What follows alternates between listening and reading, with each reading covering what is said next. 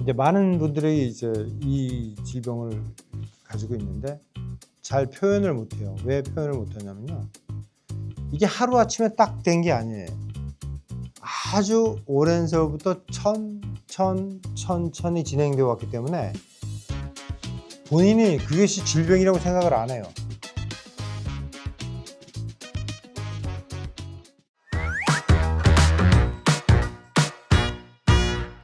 선생님, 오늘 환자분은 어떤 분인가요? 본인은 평상시에 허리가 아프고 뭐 다리가 저리다.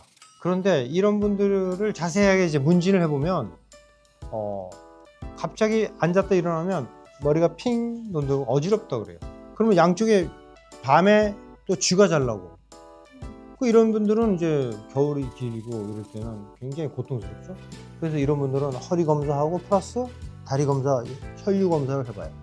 혈류 도포를 찍어보면 역류가 일어나는 사람이 있어요. 그러면 허리와 그 다음에 이 혈류를 같이 치료해주면 좋아질 수 있어요. 이런 분들에게 만약에 허리만 했다 그러면 이제 뒤끝이 남아 있어요.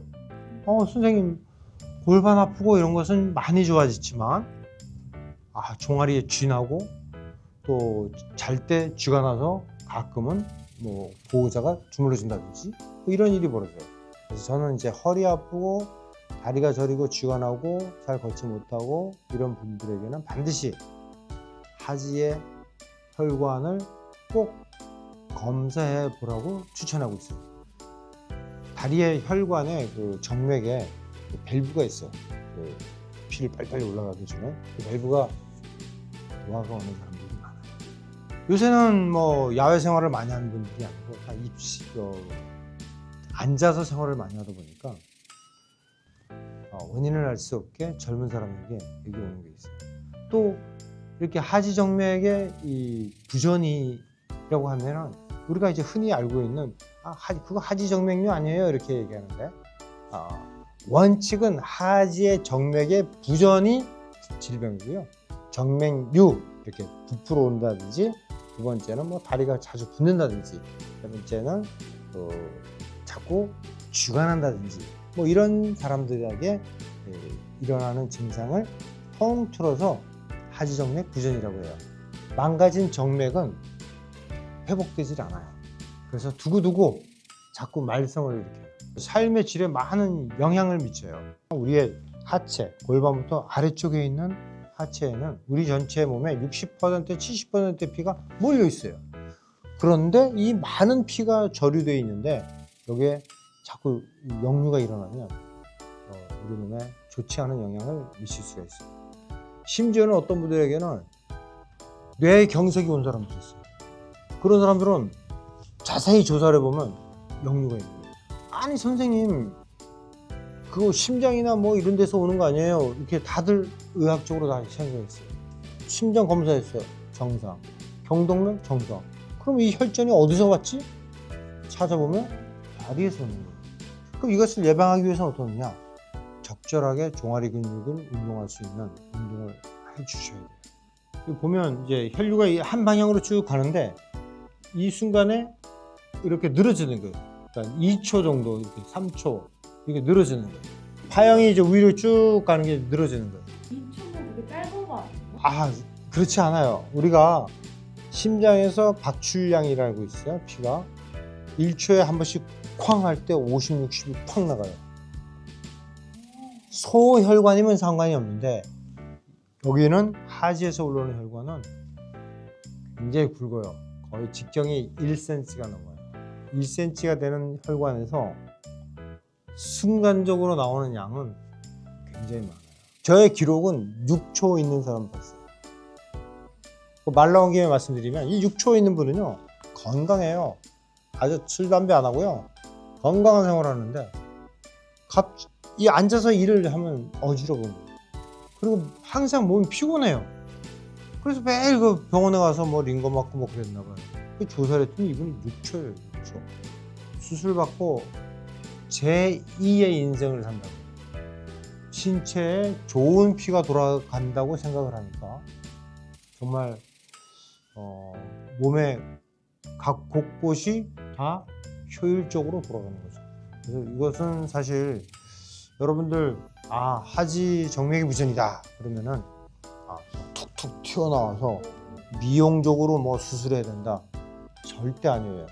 질병이기 때문에 이 질병은 반드시 치료해줘야 되고, 이렇게 정맥에 역류되는 거, 즉 밸브가 망가진 건데 이거는 아직까지는 회복되지 않는다고 돼 있어요. 그렇기 때문에 빨리 혈류를 개선시켜 가지고 다른 데에 더 많은 진행이 되지 않게 하는 것이 좋아요. 일부 논문에 의하면 이렇게 역류가 계속 되게 되면은 거꾸로 모세혈관과 동맥에도 동맥경화가 더 많이 올 수가 있다고 얘기하고요. 그 다음에 아까 말씀드린 대로 뇌졸중의 위험성도 있을 수가 있어요. 그럼 수술은 어떻게 해요? 옛날에는 이제 고주파를 많이 했어요. 근데 고주파가 뜻하지 않게 이게 재발을 해요. 한 몇 년 지나면. 그 다음에는 혈관에다가 그 본드를 붙이는 거예요. 본드를 쫙 붙이면 결국 혈류를 막는 거잖아요. 그래서 굉장히 센세이션하다고 저는 생각했어요. 뭐 효과도 좋은 것 같았고요. 근데 어느 날 당신이 만약에 받으면 어떻게 했느냐 라고 했어요. 그래서 제가 스스로 고민해 봤어요. 이거를 배머머를 혈관에 주입하는 건 화학 물질인데 뜻하지 않게 이게 뭉치는 경우가 있어요. 그래서 부작용을 호소하는 사람도 있고, 또 화학 물질이니까 또 알러지가 있어요. 그래서 더 이상 저는 제 철학이 하루라도 건강해야 되는데 그런 물질을 사용하는 거는 좀 아닌 것 같다. 그래서 제가 저는 그렇게 추천하지 않았어요. 안 하고, 그럼 이제 어떻게 하느냐? 레이저 발거술이라고 저는 명명을 했어요. 레이저를 같이 이용하면요 출혈이 확 줄어들어요. 밸브가 이미 망가진 정맥의 밸브는 더 이상 기능을 하지 않아요. 그래서 재발하지 않기 위해서는 재발해 주는 것이 여기에 좋습니다. 회복 기간은 얼마나 걸려요? 그냥 그거는 이미 기능을 안 하는 혈관이었기 때문에요. 회복 기간은 그냥 일상생활은 그 다음날 또 하시면 돼요. 팀 뛰기를 하거나 뭐 그런 거는 한 2주 정도는 좀 피하라고 그러시죠. 뭐 많은 분들에게 하고 나면 정말로 몸이 가볍다는 느낌. 그리고 하지에 이렇게 있는 사람들은요 자주 피곤해요. 왜냐하면 순환기가 안 좋아서.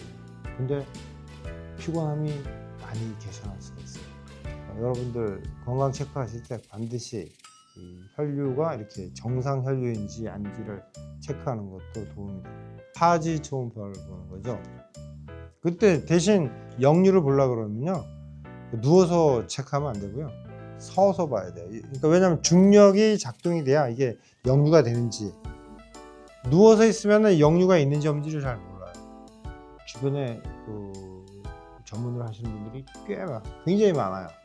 그러니까 그분들하고 상의하면 비교적 안전하고 재발 없게 해줄 수가 있습니다. 그리고 우리가 느끼는 모든 병이 있잖아요. 당연한 게 없습니다. 원인 다 찾아서 거기에 맞게 치료하면 삶의 질을 훨씬 좋게 할 수가 있습니다.